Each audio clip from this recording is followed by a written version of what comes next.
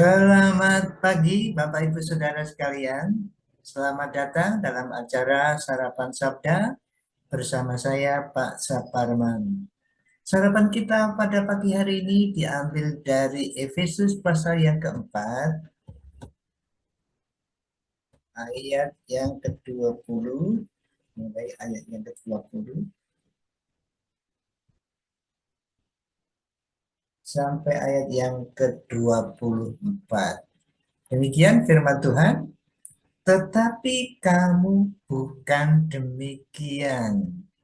Kamu telah belajar mengenal Kristus karena kamu telah mendengar tentang Dia dan menerima pengajaran di dalam Dia menurut kebenaran yang nyata dalam Yesus, yaitu bahwa kamu berhubungan dengan kehidupan kamu yang dahulu harus menanggalkan manusia lama yang menemui kebinasaan oleh nafsunya dalam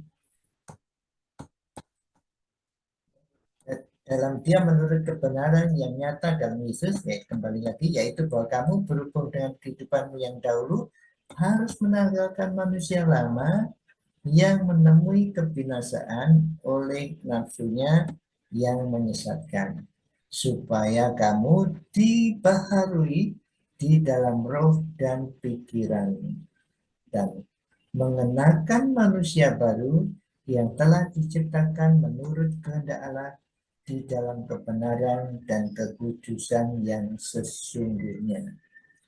Rasul Paulus terus menasihatkan, ayat ini dimulai dengan kata tetapi.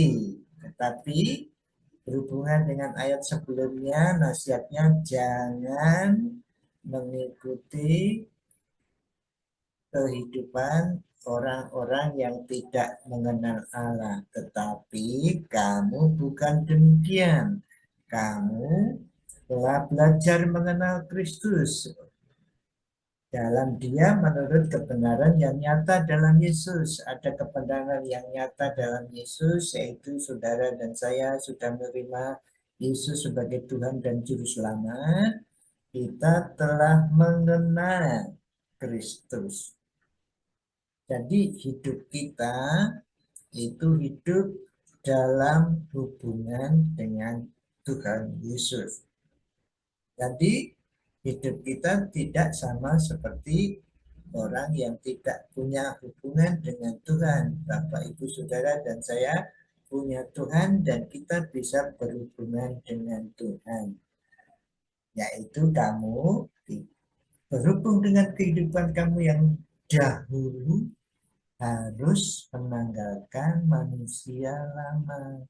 Jadi kehidupan yang dulu-dulu harus kita tanggalkan. Nah, ini seperti pakaian ya. Ditanggalkan yang menemui kebinasaan ya. Kalau kita menuruti yang dulu-dulu sebelum kita percaya, kita tahu bahwa semua orang berdosa dan upah dosa itu maut, kita menuju kepada kebinasaan dulu. Tapi setelah di dalam Yesus, kita jadi manusia baru. Manusia lama kita tinggalkan, kita tanggalkan, karena memang manusia lama itu menuju kebinasaan. Dan kemudian dikatakan ini supaya kamu dibaharui di dalam roh dan pikiranmu. Jadi pikiran kita, roh kita diperbaharui terus dan mengenakan manusia baru. Kita sudah jadi manusia baru, tapi terus dikenakan. Ini gambarannya seperti pakaian ya, dipakai atau seperti coba dipakai supaya yang lama ditinggalkan, yang baru dipakai.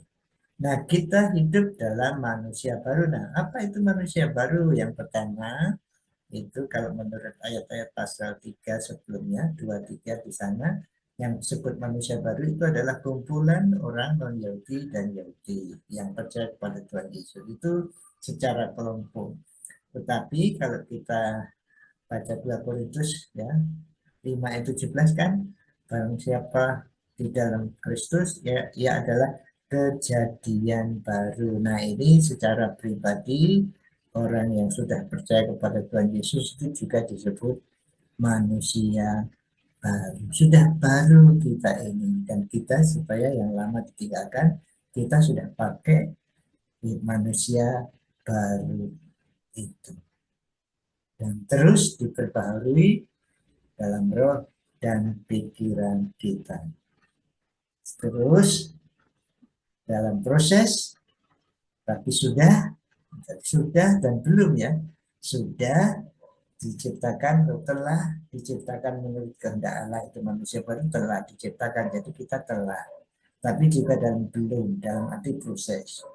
Di dalam kebenaran dan kekudusan yang sesungguhnya kita telah kudus, telah benar, karena kematian Tuhan Yesus itu menjadikan kita benar, menjadikan kita kudus, kita disebut orang-orang kudus. Kalau kita baca surat-surat Paulus itu pembacanya disebut orang-orang kudus, yaitu pembacanya adalah orang percaya, yang artinya di mata Tuhan kita orang kudus. Tapi posisi itu ya, posisinya kita orang kudus, tapi kita perlu berpengalaman hidup kudus. Nah, inilah yang dinasihatkan Rasul Paulus, memakai manusia baru, mengenakan manusia baru.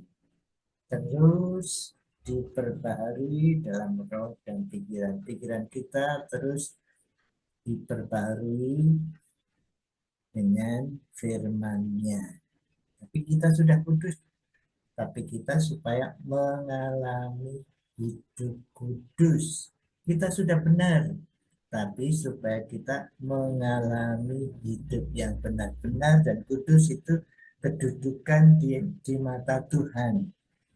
Kita benar, tapi karena dibenarkan oleh Kristus. Tapi dalam pengalaman kita perlu mengalami hidup benar dan mengalami hidup kudus itu dengan cara ya tadi, menanggalkan manusia lama, mengenakan manusia baru. Mari kita sadar bahwa kita sudah dan akan terus hidup baru bersama-sama Kristus dan Roh Kudus yang membimbing kita dalam kehidupan sehari-hari melalui firman-Nya. Mari kita menaati nasihat itu. Mari kita berdoa.